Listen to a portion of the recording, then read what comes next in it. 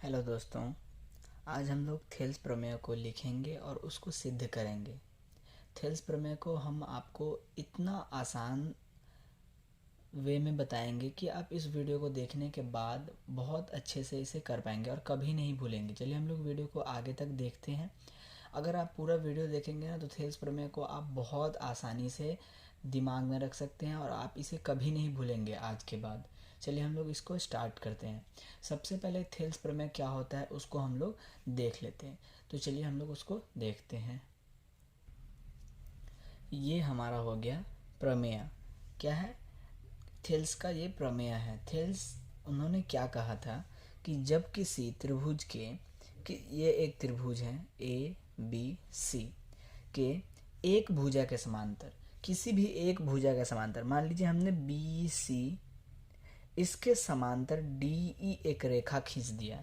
तो क्या है, एक रेखा खींची जाए तो वह रेखा क्या है, दो भुजा। तो कौन दो भुजा बच रहा है? बी सी के समांतर अगर हमने खींच दिया तो ए बी और ए सी ये रेखा बच गया। तो वो बोलता है कि वह रेखा शेष दोनों भुजा को, यानी ए बी और ए सी बचा हुआ ये दो भुजा है, को समान अनुपात में विभाजित करेगी। अब समान अनुपात का क्या मतलब होना चाहिए? अगर हम लोग त्रिभुज ए बी सी और इसको ये यहाँ से प्रतिच्छेद कर रहा है, एक समांतर रेखा हमने खींच दिया, तो ये समान अनुपात में कहने का क्या मतलब है? चलिए हम लोग उसको देखते हैं।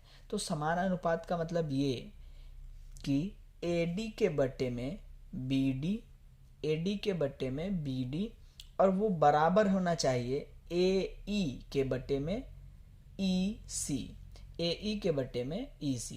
और यही हमारा क्या है, थेल्स प्रमेय। चलिए हम लोग अब इसको सिद्ध करते हैं। ये हम लोग सिद्ध करेंगे कि AD के बटे में BD, AE के बटे में EC बराबर आता है कि नहीं।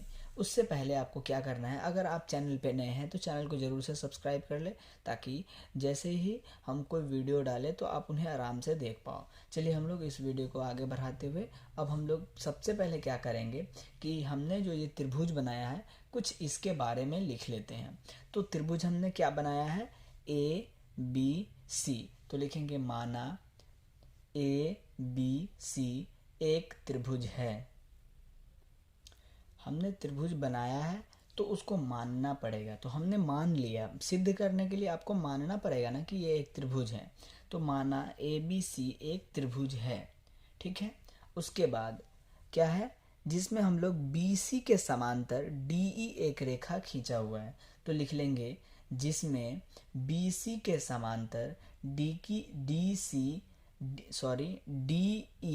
जिसमें BC के समांतर DE एक रेखा खींचा गया है। ये हम लोग लिख लेते हैं, जिसमें BC के समांतर एक रेखा DE खींचा गया है, ठीक है। अब इतना हो गया है तो इसके बाद हम लोग लिखेंगे तो सिद्ध करना है कि क्या सिद्ध करना है कि दोनों जो भुजा है वो इस अनुपात में होना चाहिए, ठीक है। यानी AD बटे BD बराबर AE बटे EC। तो लिखेंगे सिद्ध करना है कि AD बटे BD बराबर AE बटे EC। ये हमें सिद्ध करना है, ठीक है। तो अभी तक हमने जितना बात लिखा है सब आपको याद हो गया होगा कि कैसे कैसे हमने बातों को लिखा है। चलिए अब हमको यहाँ तक पहुँचना है, उसके लिए हम लोग को रास्ता बनाना पड़ेगा खुद से। तो चलिए हम लोग आगे का काम करते हैं। तो सबसे पहले आपको इतना तो हो गया है, आपका पहले ये त्रिभुज है, इस त्रिभुज में आपको कुछ ना कुछ रचना करना पड़ेगा, रास्ता बनाना पड़ेगा, ताकि हम लोग इसे प्रूफ कर पाएँ, AD बटे BD AE बटे EC ला पाए, ठीक है। तो चलिए हम लोग उसको करते हैं। तो देखिए आपको क्या करना है कि D को C से मिला देना है और B को E से मिला देना है, ठीक है। रचना आपको करना पड़ेगा, किसी भी चीज़ का प्रमाण देने के लिए आपको उससे पहले उसका रचना करना पड़ेगा, तब जाके उसे आप प्रूफ कर पाएंगे। तो B को हम लोग E से मिला देंगे, D को हम लोग C से मिला देंगे, ठीक है। और AB, ये जो भुजा है AB, इस पर हम लोग E से ये वाले पॉइंट से यहाँ पे एक लंब डाल देंगे, यानी यहाँ से यहाँ तक हम लोग एक रेखा को ऐसे मिला देंगे। ठीक इसी प्रकार ए सी पर हम लोग डी से यहाँ पर एक ऐसा डी पॉइंट से ऐसा एक लंब डाल देंगे, जो कि आपको यहाँ पे दिख रहा होगा। तो ये आपका फाइनल चित्र रहेगा, तो आप इसको बना लीजिए। चलिए हम लोग अब आगे जो रचना करेंगे उसके बारे में हम लोग लिखेंगे कि रचना में हम लोग क्या क्या किया है। चलिए हम लोग उसको लिख लेते हैं, वो भी हम लोग चित्र को देख के लिखेंगे, ताकि आपको कोई भी चीज़ को रटने की ज़रूरत नहीं है। आप चित्र को देखेंगे और चीज़ों को धीरे धीरे आगे करते हुए चले जाएंगे। चलिए हम लोग आगे देखते हैं। तो रचना में हमने चित्र में क्या चीज़ें बढ़ाया है, तो बी को ई से मिलाया है, डी को सी से मिलाया है। देखिए बी को ई से और सी को डी से, या फिर डी को सी से ई को बी से, ये हम लोग लिख सकते हैं। तो लिखेंगे रचना बी को ई से तथा डी को सी से मिलाया। तो इतना हमने लिख लिया कि बी को ई से कॉमा डी को सी से मिलाया। तो हमने ये जो एक्स्ट्रा किया है इस चित्र में, इसको हमने यहाँ पे कर लिया है। साथ में ही हम लोग ए बी पर ई एम एक लंब डाला हुआ है, ये 90 डिग्री का कोण बनेगा यहाँ पे, ठीक है। तो इसको भी हम लोग लिख लेते हैं, तथा ए बी लंब ई एम तथा ए सी लंब डी एन। आप चीज़ों को देख रहे हैं किस तरह से हमको लिखना है। देखिए ये आपको लंब डालना ही पड़ेगा, इसको प्रूफ करने के लिए लंब, दोनों भुजा पर लंब डालना पड़ेगा। क्यों डालना पड़ेगा हम लोग आगे इसको देखेंगे। तो इसको हम लोग लिख लेते हैं, ए बी लंब ई एम कॉमा ए सी लंब डी एन डाला। ये हो गया हमारा रचना। अब चलिए हम लोग प्रमाण देते हैं। तो प्रमाण का मतलब कि हम लोग अब ये हमारा बन गया पूरा का पूरा फिगर, जो कि हमने रचना करके बनाया है। और इसी चित्र को देख देख के कि मुझे क्या चाहिए, और उस रास्ते में हम लोग चलेंगे और वो हम लोग उसको पा लेंगे और उसे हम लोग प्रूफ कर लेंगे। चलिए हम लोग इसका प्रमाण देते हैं, लिखेंगे प्रमाण। अब देखिए प्रमाण में हमें पहले क्या चाहिए, तो बराबर के इधर एक हिस्सा है, बराबर के दूसरी तरफ दूसरा हिस्सा है। अब पहला हिस्सा में हम लोग नाम देखते हैं कि कौन से भुजा का नाम है, ठीक है। हम लोग धीरे धीरे समझेंगे, थोड़ा सा टाइम लगेगा लेकिन बहुत अच्छे से हम लोग सीख जाएंगे, ठीक है। ए डी चाहिए, बराबर। तो ए डी चाहिए, तो ए डी किस त्रिभुज में हमको दिख रहा है, तो त्रिभुज ए डी और ई, ये वाला जो त्रिभुज है यहाँ से लेके यहाँ तक और यहाँ तक, इसमें हमें ए डी मिल जाएगा, ठीक है। उसके बाद चाहिए बी डी, तो बी डी हमें कहाँ दिख रहा है, तो यहाँ पे बी डी। तो ये हमें कौन सा त्रिभुज में मिलेगा, तो त्रिभुज बी डी और ई, ये वाले त्रिभुज में हमें ये मिल जाएगा, ठीक है। ए डी और बी डी हमें चाहिए, तो ए डी हमें मिल गया, ए डी ई, जो चीज़ चाहिए हमें उसी ही हिसाब से चलना पड़ेगा, तब हमें वो मिल जाएगा। हमें ए डी चाहिए, तो ए डी ई वाले त्रिभुज में चलेंगे तो ए डी मिल जाएगा। अब हमें बी डी चाहिए, तो बी डी ई इस त्रिभुज में चलेंगे तो हमें मिल जाएगा बी डी। और ये देखिए दोनों क्या है, एक दूसरे के अनुपात में है। तो अनुपात में कब होता है, जब दो त्रिभुज आपस में समरूप होते हैं। तो हमें क्या करना है कि त्रिभुज, ये त्रिभुज और ये त्रिभुज का हमें क्या करना है, क्षेत्रफल निकाल लेना है दोनों त्रिभुज का। त्रिभुज ए डी ई का क्षेत्रफल बटे त्रिभुज बी डी ई का क्षेत्रफल, यही हमें प्रमाण में लिखना है। तो हम लोग लिखेंगे एक एक करके, पहले लिखेंगे अब त्रिभुज ए डी ई का क्षेत्रफल। तो त्रिभुज का क्षेत्रफल का फॉर्मूला क्या होता है, 1/2 गुने आधार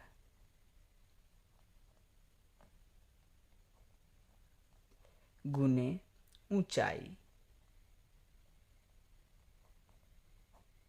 ठीक है, लिखेंगे 1/2 गुने आधार और ऊंचाई चाहिए किस त्रिभुज में, त्रिभुज ए डी ई में। तो चलिए हम लोग त्रिभुज ए डी ई में आधार और ऊंचाई देखते हैं। चलिए अब यहाँ पे आधार हो जाएगा ए डी। अब आधार ए डी कैसे हुआ, तो देखिए ए बी यहाँ से लेके यहाँ तक इस रेखा पे ये ई एम लंब है, और जो लंब होता है वो ऊंचाई होता है। जैसे इस कॉपी पे अगर ये पेन ऐसे लंब है तो ये पेन हो गया, ये ऊंचाई हो गया, ठीक है। और यहाँ पे जहाँ पे लंब है ये आपका आधार हो गया, बराबर, ये आपका आधार हो गया, और ये जो है ये आपका ऊंचाई हो गया। तो जो खड़ी होता है यानी जो लंब होता है वही ऊंचाई होता है, और जिस पर लंब होता है वो आधार होता है। जैसे इस पे ये पेन लंब है तो ये ऊंचाई हो गया और ये आपका आधार हो गया। तो इसी प्रकार ए बी पर अगर ई एम लंब है तो ई एम हो जाएगा अपना ऊंचाई, और ए बी पर अगर लंब है तो ए डी पर भी लंब है। अगर ए से लेके बी तक ये ई एम लंब है तो ये ए डी पर भी लंब है और बी डी पर भी लंब है। तो ए डी और बी डी दोनों के लिए ऊंचाई हो जाएगा ये, और जिस पर लंब है वो हो जाएगा आधार। तो लंब एक बार ए डी पर है, एक बार बी डी पर है, और टोटल ए बी पर है। तो एक बार आधार त्रिभुज ए डी ई में हो जाएगा ए डी, और एक बार आधार त्रिभुज बी डी ई में होगा बी डी, और दोनों के लिए ऊंचाई क्या रहेगा, ई एम। क्यों, क्योंकि त्रिभुज दोनों ये ए बी रेखा पे ही ई एम लंब है, और जो लंब होता है वही ऊंचाई होता है। ये लंब है तो ये ऊंचाई हो गया। लंब का मतलब जो ऊंचाई होता है, जो खड़ा होता है, और जिस पे खड़ा होता है वो हमारा आधार होता है। जैसे अगर कोई तार का पेड़ जमीन पे खड़ा है तो जमीन आधार हुआ, और वो खड़ा है तो वो उसका ऊंचाई हो जाएगा। ठीक इसी प्रकार यहाँ पे ई एम दोनों के लिए, त्रिभुज ए डी ई के लिए ई एम लंब, और त्रिभुज बी डी ई के लिए भी ई एम लंब, यानी दोनों के लिए ऊंचाई हमें मिल गया है। और आधार, तो जिस पे ऊंचाई लंब हो वही आधार होता है। तो ऊंचाई किस पे लंब है, तो ए डी पे भी है और बी डी पे भी है, क्योंकि ये ए बी दोनों ए बी पर है, तो इसका जो पार्ट होगा दोनों पे होगा। तो हम लोग लिख लेते हैं आधार। तो आधार क्या होगा, ए डी। तो लिखेंगे ए डी गुने ऊंचाई, तो ऊंचाई हो गया ई एम, ठीक है। ठीक इसी प्रकार अब हम लोग त्रिभुज, यहाँ पे हम लोग इसको छोड़ देते हैं। ए डी ये हमने निकाल लिया, यहाँ से हमें ए डी मिल जाएगा, ठीक है। अब हमें क्या चाहिए, बी डी। बी डी चाहिए ना, देखिए यहाँ पे क्या चाहिए, बी डी। तो बी डी कहाँ मिलेगा, त्रिभुज बी डी ई में। और हमने इसको भी समझ लिया है कि ई एम इस पर लंब है, तो बी डी क्या हो जाएगा, आधार, क्योंकि ए बी पर ये ई एम लंब है। तो इसके लिए भी हम लोग सेम लिखेंगे कि अब त्रिभुज बी डी ई का क्षेत्रफल। चलिए अब हम लोग आगे इसको लिखते हैं। 1/2 ज्यों का त्यों आधार। तो आधार क्या हो जाएगा, लंब जो है ए बी पर है, यानी लंब हो जाएगा बी डी पर भी, बराबर कि नहीं। तो ई एम हमारा ऊंचाई है तो बी डी हमारा लंब हो जाएगा, सॉरी आधार हो जाएगा। तो ये हो जाएगा बी डी। हमने आपको अच्छे से समझाया है पीछे, अगर आपको समझ में नहीं आ रहा है तो वापस इसको पीछे करके देख सकते हैं। और ई एम हमारा ऊंचाई हो गया, ठीक है। अब हम लोग क्या करेंगे, ए डी और बी डी चाहिए, और दोनों क्या है, एक दूसरे के बटे में। तो हम लोग दोनों त्रिभुज के क्षेत्रफल को एक दूसरे के बटे में लिख लेते हैं। तो लिखेंगे अब क्षेत्रफल त्रिभुज ए डी ई बटे क्षेत्रफल त्रिभुज बी डी ई बराबर, क्या लिखेंगे, क्षेत्रफल त्रिभुज ए डी ई, यानी ए डी ई का हमने क्षेत्रफल निकाला है और निकाला है बी डी ई का। तो लिखेंगे क्षेत्रफल त्रिभुज ए डी ई का ए डी ई बटे क्षेत्रफल त्रिभुज बी डी ई बराबर। अब देखिए इस ADE का क्षेत्रफल ये आया था, तो लिख लेंगे 1/2 गुने AD गुने EM। तो लिखेंगे AD गुने EM बटे में क्या है BDE। तो BDE का हमने निकाला है क्षेत्रफल, वो ये आया है। तो यहाँ पे क्या है 1/2 गुने BD गुने EM।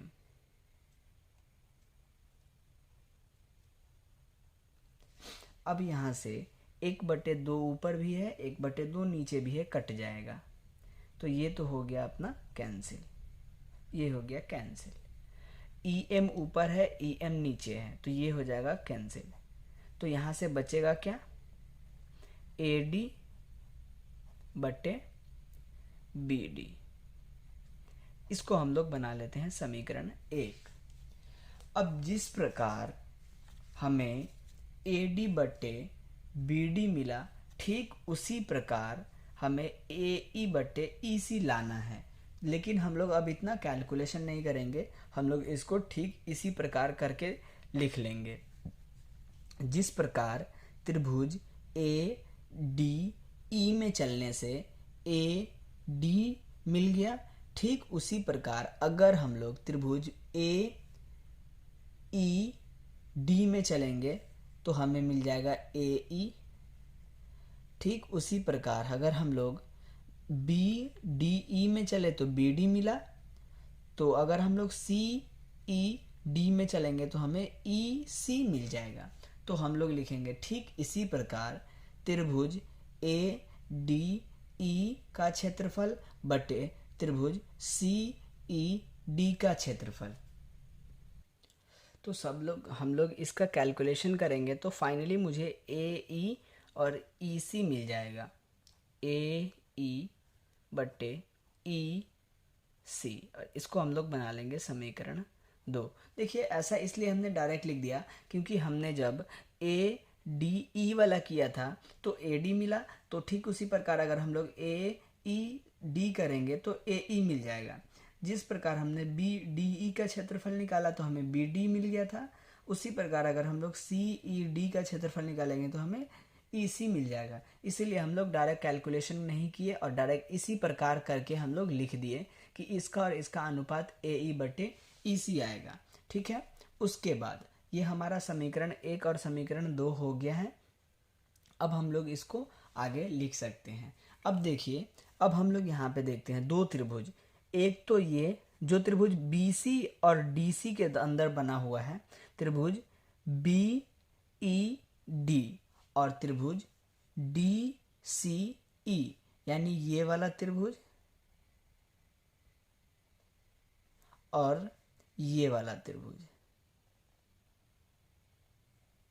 दोनों आपस में क्या है, बराबर है, यानी दोनों का क्षेत्रफल बराबर है। तो हम लोग लिखेंगे त्रिभुज BDE का क्षेत्रफल बराबर है त्रिभुज CED का क्षेत्रफल। अब ये दोनों क्षेत्रफल बराबर क्यों है, तो इसका जवाब है कि BC समांतर है DE, और हमने दोनों को क्या है, इसको इससे और इसको इससे मिलाया। इसलिए ये वाला त्रिभुज जो है यहाँ से लेके यहाँ तक, और ये वाला त्रिभुज जो है यहाँ से लेके यहाँ तक, इन दोनों का क्षेत्रफल हमें बराबर मिल गया। ठीक है, और ये हो गया हमारा समीकरण 1, 2, 3। अब हम लोग लिखेंगे समीकरण 1, 2, 3 से।